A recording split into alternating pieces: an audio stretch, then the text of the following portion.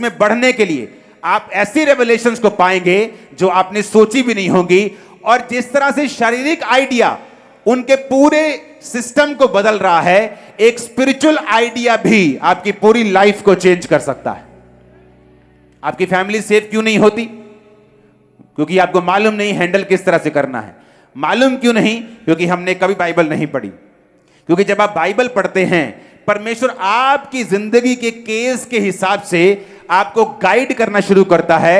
जब आप बाइबल के साथ जुड़े हुए होते हैं, वो आपके वचन को, जो लोगोस है, जो सबके लिए है, रेमा बनाता है, यानी आपका पर्सनल वचन आपके लिए पर्सनलाइज कर देता है कि वो वचन ऐसा लगता है कि आपके लिए लिखा गया है। वो आपके लिए जागृत हो जाता है, आपके लिए जीवित हो जाता है। तब लाइफ जो है वो बदलनी शुरू हो जाती है। कितने मेरी बात को समझ रहे हैं?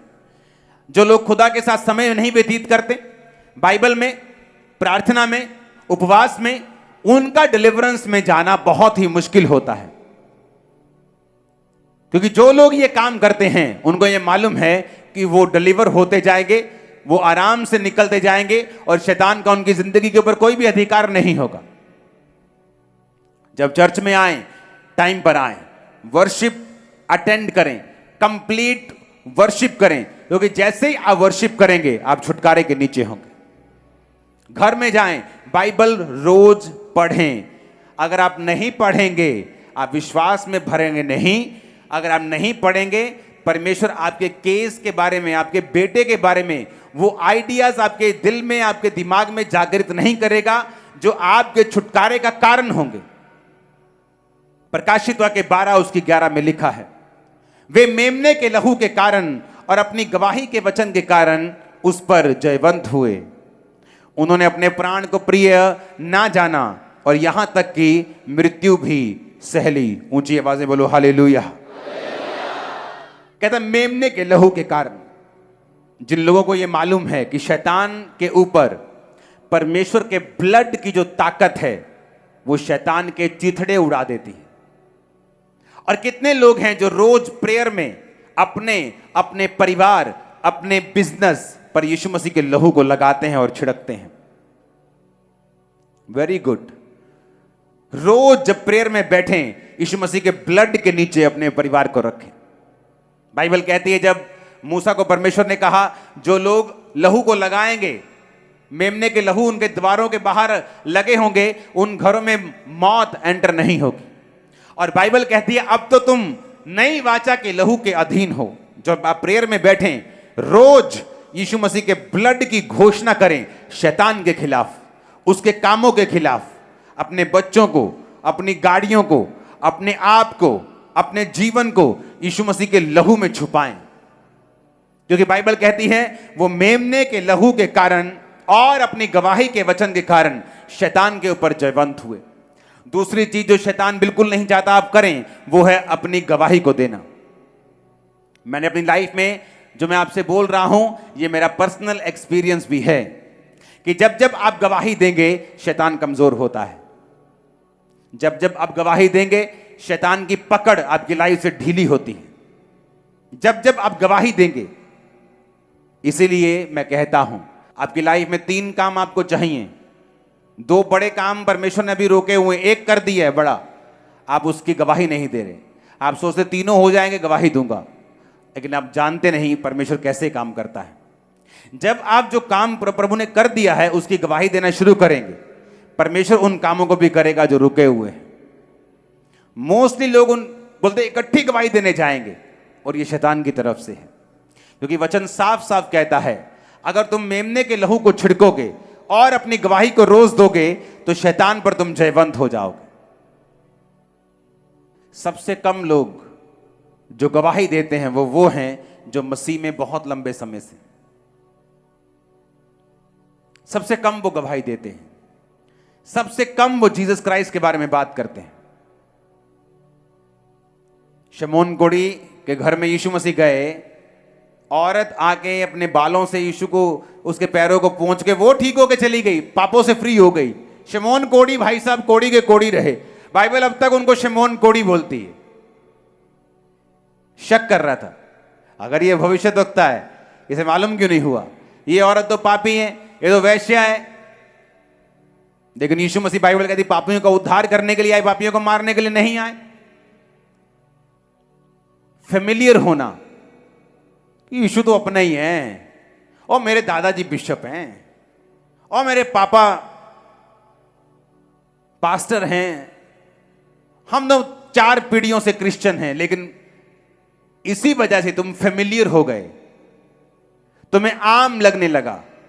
जब एक व्यक्ति जीसस क्राइस्ट को आम समझने लगता है, वो उसकी गवाही नहीं देता, उसके बारे में बात नहीं करता, ना तो उनकी जिंदगी ऐसी होती है कि वो परमेश्वर के बारे में बात कर सकें। शैतान ने उनकी जिंदगी में इतने अटैक किए होते हैं, वो टाइथ नहीं देते। कैसे काम करता डेविल?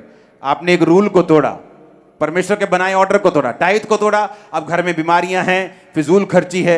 जब सारी चीजें होती हैं, इंसान दूसरी तरफ से पैसा कमाने की कोशिश करता है, सारा कुछ गड़बड़ हो गया घर में। अब जब सब कुछ गड़बड़ है, लोग जानते तुम नशा बेचते हो, तुम गंदे काम करते हो, गलत काम करते हो, तो गवाही तो देने योग्य तुम रहे नहीं। गवाही कैसे देंगे? जब गवाही देंगे नहीं तो शैतान आउट नहीं होगा, वो घरों में नाचेगा, बीमारियां नाचेंगी, दुष्ट आत्माएं नाचेंगी, सब तरह के बंधन नाचेंगे। इस तरह से शैतान पहले ऑर्डर ब्रेक करवाकर किस तरह से आपकी लाइफ में एंट्री करता है और आपके मुंह को वो बांध के रखता है। इसलिए दाऊद ने क्या कहा? दाऊद ने कहा, हे परमेश्वर, जूफा से मुझे शुद्ध कर तो मैं पवित्र हो जाऊंगा, मुझे धो तो मैं हिम से भी अधिक श्वेत बनूंगा।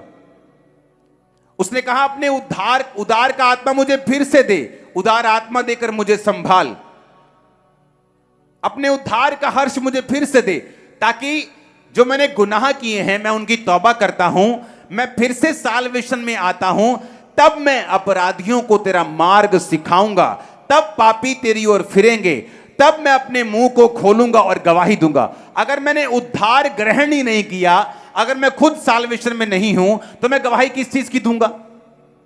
और जब गवाही नहीं दूंगा तो शैतान पर बाइबल कहती है फतेह कैसे पाऊंगा? जब शैतान पर फतेह नहीं है, या तो आपकी फतेह तो या शैतान की फतेह, या तो वो मुक्के मारेगा और तुम्हें लिटा लेगा, या तुम उसको मुक्के मार के लिटा लोगे।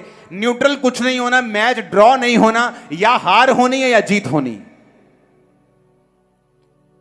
तो ये सारी चीजें एक दूसरे के साथ जुड़ी हुई हैं। अगर मैं सेव नहीं हूं, मैंने मुक्ति नहीं पाई, पापों से तौबा नहीं की, तो मुझे मालूम है कि मैं खुद अभी बंधनों में हूं, तो टेस्टिमनी कैसे दूंगा?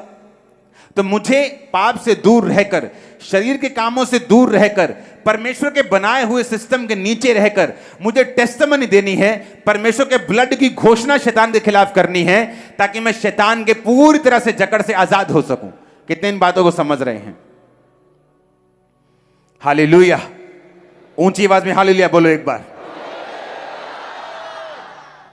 तो मुझे यह बात समझ होनी चाहिए कि मुझे जो गवाही देनी है, मुझे यीशु मसीह के ब्लड को छिड़कना है, ये मुझे काम रोज करना है, रोज प्रेयर में जाना है, परमेश्वर की प्रेजेंस में रहना है, और वो सारे वर्ड जो परमेश्वर ने मुझे बोले हैं मुझे उनको कंप्लीट करना है। होता क्या है जब आप बाइबल नहीं पढ़ते? जब एक व्यक्ति बाइबल से अज्ञान होता, चाहे वो क्रिश्चियन हो, बड़ा तगड़ा क्रिश्चियन हो, टाइदर हो, सब कुछ करता हो, होता क्या है कि धीरे धीरे से आपकी जो स्पिरिचुअल डिजर्निंग है, ये गिफ्ट है, स्पिरिट ऑफ डिजर्निंग, यानी आत्माओं की परख।